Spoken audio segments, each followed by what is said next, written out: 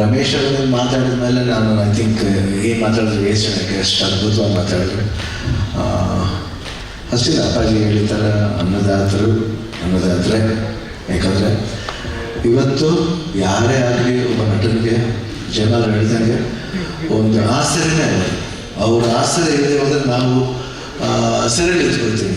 100% ಆಸರೆ ಇದ್ದಾಗಲಿ ನಾವೆಲ್ಲ ಆಸರೆಯಿಂದ ಹೊರಗೂ ಬಂದು ಒಂದು ಏನೊಂದು ಅಭಿನಯ ಅಂತ ತೋರಿಸ್ಬೋದಲ್ಲ, ಒಂದು ಫಿಲ್ಮ್ ಅಂತ ಮಾಡ್ಬೋದು. ಅದಕ್ಕೆ ಕಾರಣ ಅನ್ನದಾತರು ಆ್ಯಂಡ್ ಸಾಕಷ್ಟು ಸಹಾಯ ಮಾಡಿ. ಇವಾಗ ನೋಡಿದ್ರೆ ಸುರೇಶ್ ಅವ್ರು ಇರ್ಬೋದು, ಐ ಥಿಂಕ್ ದೊಡ್ಡತನ ಅದು ಹೇಳಿದ ಸುರೇಶ್ ಏನೋ ನನ್ನ ಕೈಲಿ ಆಗಿದ್ದು ಮಾಡಿದೆ ಇಲ್ಲ, ಅದಕ್ಕೆ ಏನಾದರೂ ಒಂದು ಹೃದಯ ಬೇಕು ಅಲ್ಲೇ ಮಾಡೋಕ್ಕಾಗಲ್ಲ. ತುಂಬ ಅದ್ಭುತವಾದ ಕೆಲಸ. ಆಮೇಲೆ ಏನೋ ಒಂದು ಕಟ್ಟಡ ಮಾಡ್ತಾರೆ, ಅದು ಅಪ್ಪಾಜಿಗೆ ಯಾವತ್ತೂ ಕನಸು. ಬರೀ ಪ್ರೊಡ್ಯೂಸರ್ ಮಾತ್ರ ಇಲ್ಲ, ಎಲ್ಲ ಸೆಕ್ಷನ್ಗೂ ಒಂದು ಕಟ್ಟಡ ಆಗಬೇಕಂತ ಅವ್ನು ಆಸೆ ಪಟ್ಟರು.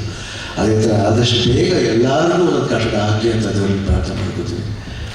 ಆ್ಯಂಡ್ ಹೇಳಿದ್ರು ಈ ಥರ ಸಾಲ ಮಾಡಿದ್ದಾರೆ ಅಂತ.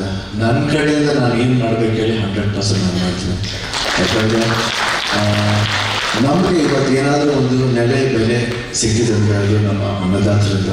ಅಪ್ಪಾಜಿ ಹೇಳೋರಿಗೆ ಅಪ್ಪಾಜಿ ಕಾಲದಿಂದ ಬಂದಾಗಲೂ ನಮ್ಮನ್ನು ಪ್ರೊಡಕ್ಷನ್ ಮಾಡಿದ್ರು. ನಾನು ಪ್ರೊಡಕ್ಷನ್ಗೆ ಹೊರಗಡೆ ಬಂದಾಗ ಸಾಕಷ್ಟು ಪ್ರೊಡ್ಯೂಸರ್ಸು, ನಾನು ಯಾಕೆ ಪ್ರೊಡ್ಯೂಸರ್ಸ್ ಪರವಾಗಿರ್ತೀನಿ ಅಂದರೆ ಡೈರೆಕ್ಟರ್ಸ್ ಹೇಳ್ತಾರೆ ಏನೇ ಮಾಡಿದ್ರು ಸ್ವಲ್ಪ ಗಮನ ಕೊಡಿ ಪ್ರೊಡ್ಯೂಸರ್ ಬಗ್ಗೆ. ಏನೇ ಮಾಡಿದ್ರು ಅವ್ರು ಖಂಡಿತ ಏನಂತೀವಿ, ಅವ್ರು ಏನೇ ಮಾಡಿದ್ರು ಖರ್ಚು ಮಾಡಿಸ್ತಾರೆ. ಖರ್ಚು ಎಲ್ಲಿ ಮಾಡಿಸ್ಬೇಕು ಮಾಡಿಸಿ, ಅನ್ನೆಸೇ ಬೇಡ. ಒಂದು ಏನಂದ್ರೆ ಇದು ಒಂದು ಫನ್ನಾಗಿ ತಗೋಬಾರ್ದು. ಬೇರೆಯವ್ರು ಮಾಡ್ತಾರೆ ನಾವು ಮಾಡಬೇಕು ಅನ್ನೋದು ಅನುಭವ ಬಿಟ್ಟು ನಿನ್ನ ಸಬ್ಜೆಕ್ಟ್ ಏನು ಡಿಮ್ಯಾಂಡ್ ಆಗುತ್ತೋ ಅದನ್ನು ಮಾಡಿಸಿ. ಅದನ್ನು ಡೈರೆಕ್ಟರ್ ಹೇಳ್ಕೊಳ್ಳೋದು. Just think about the producer. ಯಾಕಂದರೆ ಪಿಕ್ಚರ್ ಚೆನ್ನಾಗಿ ಹೋಗ್ಬಿಟ್ರೆ ಸಂತೋಷ, ಚೆನ್ನಾಗಿ ಹೋಗದೆ ಹೋದರೆ ನೀವು ಜೊತೆ ಇರ್ತೀರಾ? ಇಲ್ಲ ಟಾಟಾ ತೋರಿಸ್ಬಿಟ್ಟು ಹೋಗ್ತಾನೆ ಇರ್ತೀರಾ? ಬೇಡ, ಜೊತೆಲಿರಿ. ಏನೇ ಕಷ್ಟ ಆದರೂ ಜೊತೆಲಿ. ನಾನು ಅದಕ್ಕೆ ಏನೇ ಆದರೂ ಸರಿ ಪಿಕ್ಚರ್ ರಿಲೀಸ್ ಆಗುವಾಗ, ಇವತ್ತು ನಮ್ಮ ಕರ್ನಾಟಕದ ಬರೋಕ್ಕೆ ರಿಲೀಸು, ಇವತ್ತು ಡೈರೆಕ್ಟರ್ ಫೋನ್ ಮಾಡಿದೆ, ಸರ್ ನಾಳೆ ಏನು ಮಾಡಬೇಕು, ನಾಳೆ ನೈಟ್ ಶೂಟಿಂಗ್ ಇದೆ ನನಗೆ, ಬೆಳಿಗ್ಗೆ ನಾನು ಇದು ಮಾಡಬೇಕಾ, ಪ್ರಮೋಷನ್ ಮಾಡಬೇಕಾ ಹೇಳಿ, ಒಂದು 4-5 ಜನ ಹೇಳಿ. ಯಾಕೆ ಕೇಳ್ತೀನಿ ಅಂದರೆ ಎಷ್ಟು ಪ್ರಮೋಷನ್ ಆಗುತ್ತೆ ನಾವು ಹೆಲ್ಪ್ ಮಾಡಬೇಕು. ಇನ್ನೊಂದು 2 ಕೋಟಿ ಜಾಸ್ತಿ ಬಂದು ಯಾಕೆ ಬೇಡ ಅನ್ಬೇಕು?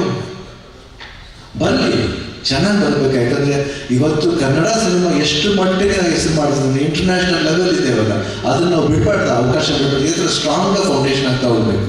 ಆಮೇಲೆ ನನ್ನ ಕಡೆಯಿಂದ ನಾವು ಹೇಳ್ಬಿಟ್ಟು ಅವಾಗ ಏನು ಮಾಡಬೇಕು ನೀವು ಹೇಳಿ, ನಾವು 100% ನಾವು ಇದೀವಿ ಅದಕ್ಕೋಸ್ಕರ. ಆ್ಯಂಡ್ ಫಂಕ್ಷನ್ ದಿವಸ ನಾನು ಏನು ಮಾಡಬೇಕು, ಸ್ಟೇಜೇ ನಮ್ಮದು.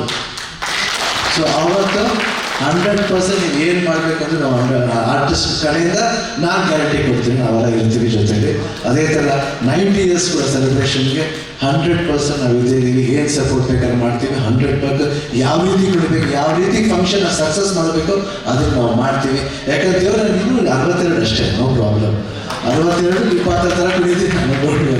ಸೊ ನಾವು 100% ಆ ಎನರ್ಜಿನ ಕೊಡ್ತೀವಿ ಆ್ಯಂಡ್ ಸ್ಟ್ರಾಂಗ್ ಆಗಿ ನಿಲ್ಲಿಸ್ತೀವಿ. ಯಾವಾಗಲೂ ನಿರ್ಮಾಪಕರು ಪರವಾಗಿ, ನಿರ್ಮಾಪಕರು ಮಾತ್ರ ಅಲ್ಲ, ಇಡೀ ಇಂಡಸ್ಟ್ರಿಗೆ ನಾವು ಅವ್ರ ಪರವಾಗೇ ಇರ್ತೀವಿ. ಯಾವಾಗಲೂ ಯಾವ ಟೈಮ್ನಲ್ಲಿ ಎಷ್ಟೊತ್ತಾಗಲಿ ಮಿಡ್ನೈಟೇ ಬಂದಲ್ಲಿ ಶಿವಣ್ಣ ಬರ್ತಾನೆ.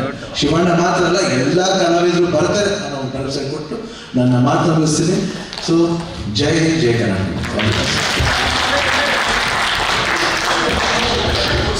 ಅದು ಮುಗಿದೋಯ್ತು, 19 ಮುಗಿದೋಯ್ತು. ಏನು ರಮೇಶ್ ಅಂದ್ರೆ ಯಾವುದು 38 ಇಬ್ಬರು ಒತ್ತಿಗೆ ಬರೋದು. ರಮೇಶ್ ಜಯಮಾಲ ಬರ್ಸ್ಡೇ ಅವ್ರದ್ದು ಹುಟ್ಟೋದು.